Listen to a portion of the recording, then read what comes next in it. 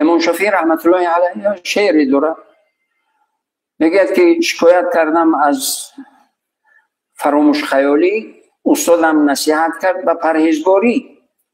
گناه هست که انسان ضعیف میکند، انسان ناتوان میکند، انسان خور میکند، انسان بدبخت میکند. انسان شاعر میگه خدا نریزد آب روی کسی، گناه هست که ریزد آبی چشمش بسی.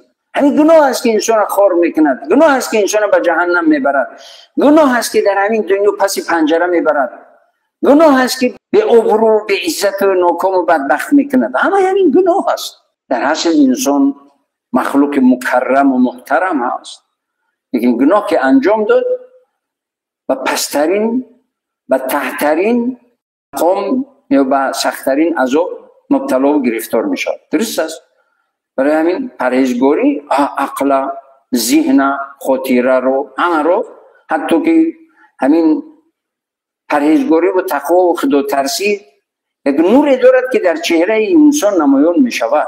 معصیت گناه یک تاریکی دارد که در چهره انسان نمایان می شود. امام شافعی رحمت الله علیه گفتن که شکایت از گناه کردم، استادم پرهیزگاری توصیه هم داد، راهنمایی هم کرد. وقتی که پرهیزگاری میکنید، خدا ترسی میکنید، تقوا پیشه میکنید، خدا عزوجل در ذهن، در علم، در روح، در روان، در جسم، جان و رزق و روزی و حتی فرزندانت، حتی اهل خانواده، حتی آیندگانت، پروردگار برکتش رو می افزاید. این یک طرف دیگر که حالا جوانان چی توصیه به جوانان میگویند که توبه لمن جمع بین همت الشباب و حکمت الشیوخ. خوشو به حال جوانی که توانمندی جوانی و حکمت و تجربه پیری رو یکجا میکند و موفق ترین انسان، با برکت ترین انسان، سعادتمندترین جوان زندگی میکند. جوان هم گفته به هر کم، به همه فسق و فجور و همه خاک بخورد و بعد دیگه پشیمان شود. عمر به برکت میکند، رزق به برکت میکند، زندگی را به برکت میکند، ناکام میکند. همین گناه است که انسان ناکام میکند. برای همین جوانان رو توصیه خدا و رسول خدا و امام ابو حنیفه رحمت الله علیه و تمام دانشمندان اسلام، یعنی توصیه می‌دهند جوانان رو که جوانی را غنیمت بدانید، هر لحظه را مطالعه کنید، علم آموزید. عزت و برکت و سعادت شما در همین پرهیزگاری و علم آموزی و مهنت و زحمت شما هست. میخواهید که با عزت و با برکت زندگی کنید، حتمی باید که پرهیزگار باشید. من دوی دانشجو که دست میدیم توصیه میکنم که شما اگر میخواهید که همین علم شما، تخصصی شما و شخصیت شما با برکت شود، ولی این 4 سال 5 سالی که خونده ایستاده، در همین 4 5 سال پرهیزگاری و خدا ترسی کنید، پروردگار همین علم و تخصصی شما رو یک متخصصی با برکت میکند که خود در حیرت میمونید. این بسیار تاثیر دارد. بعضی ها هم خواه میخرند، بعد میخواهند که با بهترین انسان، کامیابترین انسان شوند. انسان رو، رزق انسان رو، زندگی انسان رو، حیاتی مسلمان رو، رزق و روزی مسلمان رو، اهل و خانواده و زن و فرزندان مسلمان رو به برکت میکند. پرهیزگاری و خیرخواهی و نیتی نیک و قلبی صاف و پاک و مهنت و زحمتش به برکت میکند فسق و فجور و معصیت و گناه و بدخواهیش. برای همین باید که جوانان همیشه پرهیزگار باشند، خدا ترس باشند، مهنت و زحمت بکشند. هر چی که انسان، نفس انسان میخواهد، هر چی که نفس مسلمان میخواهد، پروردگار با راه حلال نشان دادگی هست. حلالش هست، به حرامش نرو، با حلالش زندگی کن تا اینکه با برکت باش، تا اینکه با عزت باش، تا اینکه سعادتمند باش، تا اینکه خیر دنیا و آخرت رو به دست بیاری، تا اینکه رازگی پروردگار رو به دست بیاری. حالا رازگی پروردگار رو به دست که آوردی با چی نمیرسد دیگر؟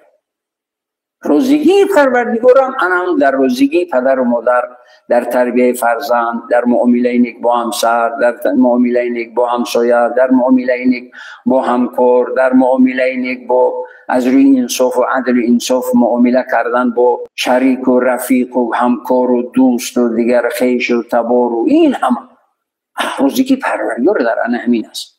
جوانای ما باید که خوب اندیشه کنند، شیطان غافلگیرشان نکند. متاسفانه حالا میبینید بعضی جوانا یعنی گروهی تاسیس میدهند و هر جوانی که از پیششون میگذرد یک لط و کوب میکنند و میزنند و میشکنند و یا که دیگر خونشور میکنند. او گجو بعد گجو میره. امروز توانت هست، فردا بعد با یک سبب اگر کسی دیگر هم ترو نزنه دوری که چند بیگناهی رو در همون کوچه و در مکتب و در محله و در هر گجو چند انسانی راهگذری رو، چند جوان یا کودک راهگذری رو زدی و او بدیدش یا که خونش رو ریزاندی و دیگر کردی. او چی فایده میبینی؟ از همین کردار چی منفعت میرسد به تو؟ از انسان آزاری کی برکت بیفته است؟ جوانی عزیز که گروه تشکیل میکنی و یک گروه دیگر زد خورد و دیگر کجا میروی به این راحت؟ درست پس میونه عمر درست پس دیگر پیر بعد خور و زده زیر پا میلیون بار پشیمون میشوی که یک کاش کسی رو آزار نمیدادم که این همه آزار نمیدیدم. دیگر پشیمونی سود ندارد. زدی میزنند، ظلم کردی ظلمت میکنند. جوانی عزیز متاسفانه کم هم باشد وجود دارد که بعضی جوانو خصوصا مکتب بچه‌های صنف‌های بالایی 8 و 9 و 10 و 11 این گروه تأسیس میدهند و ضرب و لط و دیگر و فسق و فجور و این ایما و او ایما و دیگر این محیطی ما و او ما این محیط شیف ما هستم و این محیط زور ما هست. او که جو تو که چنین میکنی کجا میروی بعد با این کارت چی میشوی؟ همونه که مثل کردن یک گروه ببین که حاضر چال دارن، همونه که ظلم کردن یک گروه را ببین باید بشای خونه 5-6 فرزند سراغشون میکنن. برای چی؟ وقتی که به زن از ظلم کردن، فرزند از ظلم کردن، یک مردمی به آزار از ظلم کردن، زدن یعنی هستن بعضیش هستن که خب دیگر لیکن هیچ ممکن نیست که یک بیگناهی رو بیهوده آزار دادی و آزار نبینی. این رو داودت بگی جوانی عزیز نکنی. تو گروه تأسیس بده در محل و در محل زیستت و در جایی که منطقه‌ای که زندگی میکنی یک عائله کم‌بزاعت یا که یک بیچاره فرسوده خسته شده که برجامانده است برو خانه او را 3-4 نفر برو عمک یا که خاله جان ما خانه رو تازه کنیم آزاده کنیم ظرفایت بوشیم لباسایت رو بوشیم نگون پرتو چیزی که داشته باشی بریم در پرتوگاه بپرتویم.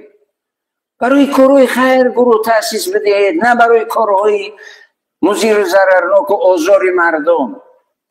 از برای خدا یک گروه 4-5 نفر تأسیس بدید. حالا جوانی که عقل و فراست و ایمان و انصاف و دوراندیشی و وجدان و فطرت انسانی دارید یک گروه تأسیس بدید هر روز یا در یک هفته یا روز یک شنبه فلانی برجامانده خسته هست پرتواش بگرفته است باید که همین روز برویم پرتوای فلانی رو بریم در پرتوگاه پرتویی تو اینکه اجر ثواب بگیریم. فلان هفته دیگر خانه فلانی در همون محله چند خانه برجامانده و زن و مرد ضعیف و ناتوان رو دستگیری کنید. برکت عزت دنیا و آخرت رو به دست میارید.